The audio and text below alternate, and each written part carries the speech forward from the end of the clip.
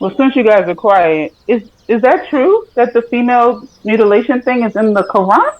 It's not in the Quran. It's in the reports of things that Muhammad advised. So they So call when it you the say Sunnah. reports, you talk the Hadith stuff, the Hadith books that Yes, they that's have? right. Yeah, that's right. No, you Yes. got to. Hello.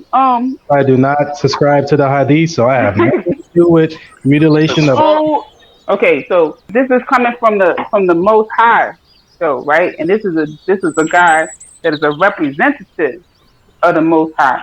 So if God is coming in 2020 and people are twerking, I can't say, ladies, if you're gonna twerk, just make sure you put on a long skirt. I got to tell them, God don't want no more twerking. I got to just put it, if it's wrong, it's wrong.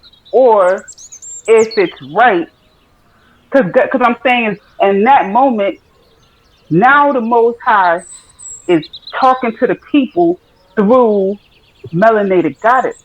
You see what I'm saying? Like, it don't matter what I was doing before. Here comes the message. But clearly, the Most High has evaluated it. I'm saying this is how I would think if I was alive 1,400 years ago. The Most High evaluated it and said it's all right. Because he didn't say for us to stop doing it. Why didn't I read out what Muhammad is reported to have said about it? So, in Ahmed ibn Hanbal's book called Musnad Ahmad, it says, Abu al-Malih ibn Usama's father relates that the Prophet said, circumcision is a law for men and a preservation of honor for women. In another tradition, narrated Atiyah, kind of, a woman used to perform circumcision in Medina. The Prophet said to her, do not cut severely, as that is better for a woman and more desirable for a husband.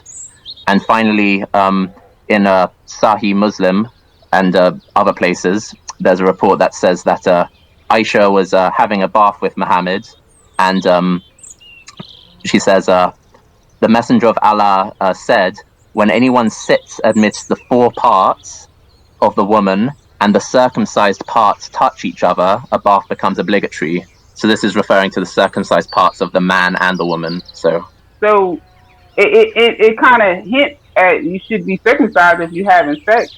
And this is just, oh my Lord, all my Muslim sisters' vaginas. But did you guys know that?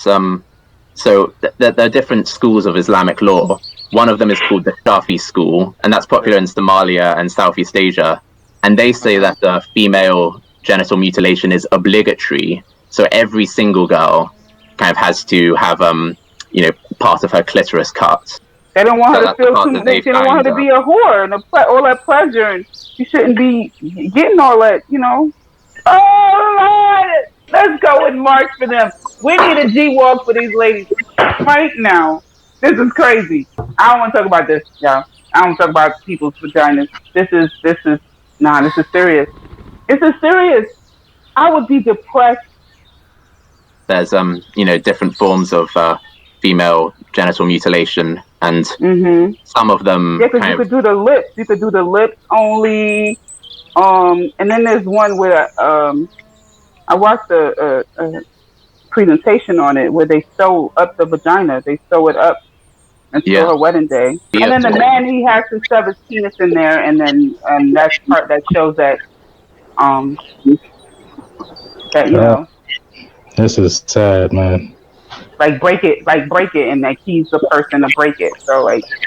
But even in the least severe form, where they just make a cut, they don't like remove any part of it entirely, but they kind of get a razor blade and they cut down from the kind of pupus of the clitoris down. Kind of even that's kind of so unnecessary and kind of inflicting suffering for no reason. Yo. Sometimes you'll hear that this is it's true that kind of the cultural practice kind of predated Islam, and but kind of if you look at the spread of female genital mutilation, kind of unfortunately, because of this Shafi school that I mentioned, which was popular amongst these kind of East Africans. Kind of a lot of these East Africans were kind of traders and sailors, and so they're the people who kind of spread Islam to Southeast Asia. And so as a result, kind of in countries like Malaysia and Indonesia, kind of 90% of girls get their undergo this procedure, undergo female genital mutilation, and have their genitals cut up. This is just bananas, y'all.